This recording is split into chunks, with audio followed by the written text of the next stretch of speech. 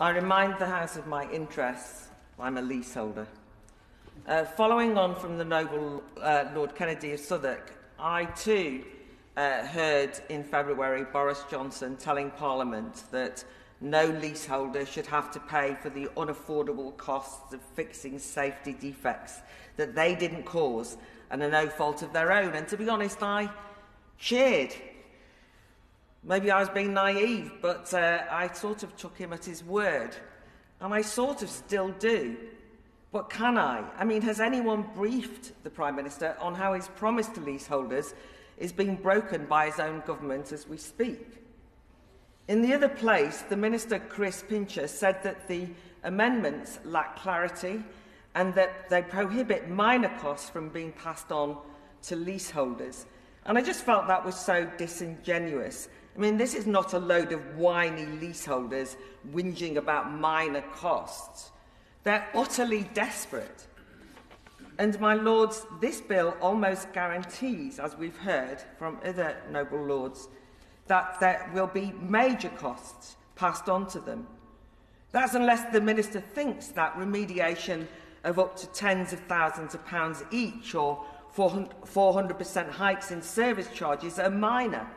Well, not in my world, and not in the world of so many leaseholders who, as I've stressed here before, bought into that nirvana of home-owning democracy, often first-time buyers who become leaseholders as part of affordable housing schemes.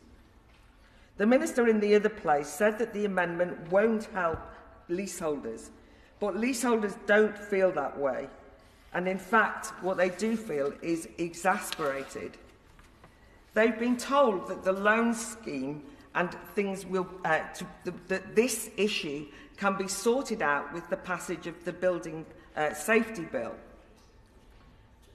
But even then, if there was an assurance from the government that they would prioritise that Building Safety Bill as an urgent piece of legislation at the start of the first session, it might be some consolation. But of course, we don't know when it will be. And as one group of leaseholders have noted in an email to me, the reality is that they are accruing costs now.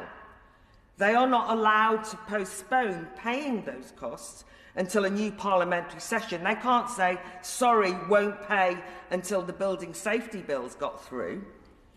And they fear that by the time that legislation is passed, many of them will already have lost their homes. And as one said, I will have certainly lost my mind. Earlier today, I heard a government minister here justify imposing a set of regulations on the Northern Irish Assembly, despite that undermining the devolution agreement. And the minister justified the decision because it said that the government had a duty to ensure that women's rights were addressed and that legal services for abortion were made available. I was anxious at this procedural and technical fix to solve a complex constitutional and moral problem. But now, if only the government would come up with some procedural and technical fix to solve what is undoubtedly a complex problem, but in this instance of leaseholders' rights. And it just seems a certain stubbornness that's so unbecoming, a kind of evasiveness that is kicking this problem down the road, and it will get worse, and letting the most blameless take the hit in the meantime. I feel as though the minister here, who I have a lot of respect for, I feel as though the government must know in their heart of hearts that what Tory rebels in the other place and lords from all sides of this House and all of the devastating personal testimonies that we've shared with you over the last few days, I think you must know that what's being asked for here is modest.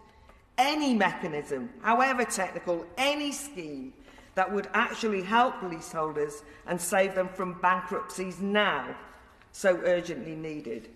And I know we've heard about the £5 billion scheme, and we've all welcomed it, but it really only applies to those in buildings over 18 metres. But leaseholders in buildings of 17 metres or 15 metres are still being asked to pay sky-high costs.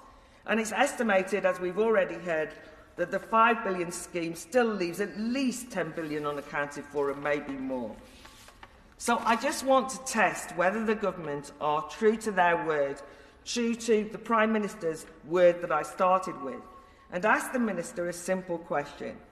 If this fire safety bill were to pass, in the interim between it passing and the building safety bill, what are the government going to do to stop leaseholders' bankruptcies and the negative equity crisis that this bill undoubtedly is helping to create?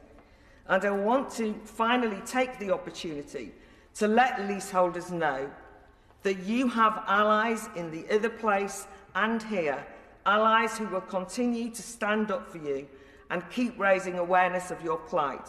And I'm still hopeful that the Minister and the Prime Minister might be those allies too.